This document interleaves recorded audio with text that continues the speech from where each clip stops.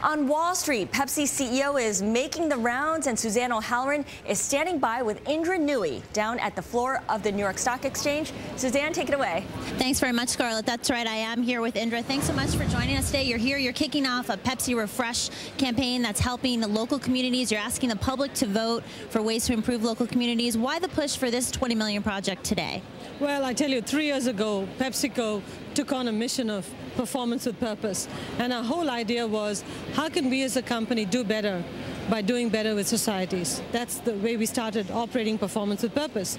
Brand Pepsi took it a whole new level and said, given the state of the economy in the country today, given that a lot of communities are hurting, why not take performance with purpose to a new level and embed it into the brand? And they took the advertising expenses around brand Pepsi and said, let's give it away to communities that need it. But let's not decide who to give it to. Let's let the communities nominate the projects, let them vote on it, and then let's give it away.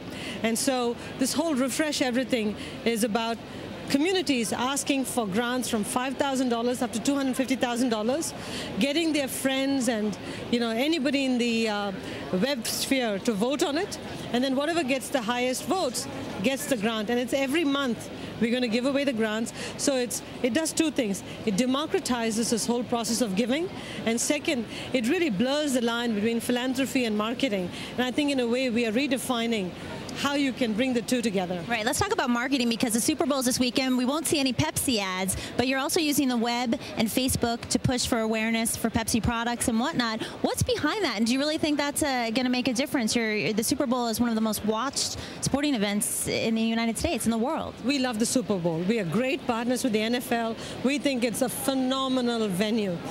Doritos is very, very big on the Super Bowl, and we're going to be doing a lot of activity around this. And in Miami, you'll see Pepsi everywhere. A lot of the key players on the two teams are promoting RefreshEverything.com because they have their own pet projects. This 1 year, just this 1 year, given the state of the country, given that people were hurting, we felt that our dollars would go a long ways if we could take that monies and give it to communities so that they can tide themselves over this 1 year. So RefreshEverything.com, which is the website, you'll see all of these projects, tells you about the projects that will make a lasting difference to communities. And this 1 year, given the state of the country and the economy, we felt very strongly that we had to do it. Doritos is still on the website, so on the Super Bowl. So as PepsiCo, we're still there. Just brand Pepsi. I know all the consumers are going to miss the great Pepsi commercials, but the products are there, and we're doing right by communities. So go out there and drink some more Pepsi. All right, let's talk about the economy. President Obama unveiled the details of his fiscal budget for 2011 a half hour ago. He left out in that proposal a tax to the multinationals. So in essence, that would be a plus for companies like Pepsi. How closely are you watching that, and will that help your business at all? Well, the tax was never there in the first place. There was some concern that, the tax would go in. And, we've been talking to the administration and explaining to them why that would actually not create a level playing field between US-based multinationals and multinationals based outside the United States.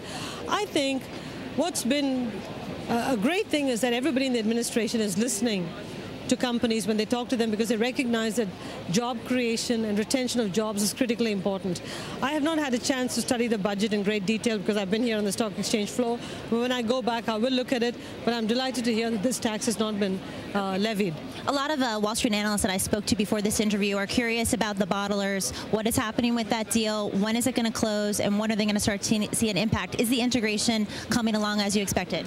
The integration is going swimmingly well. I mean, it is exceeding our wildest dreams. The fact that it's going so smoothly, there's no disruption, the teams are working very, very well together. We have a very major investor meeting planned for the 22nd and 23rd of March, where we're going to talk about all of the programs, the benefits of the bottling integration, how it's going to drive top-line growth and make us an even better company than we are today. So everything is on plan and on schedule. Okay, great. Well, we'll look forward to that investor meeting. Our thanks for your time today.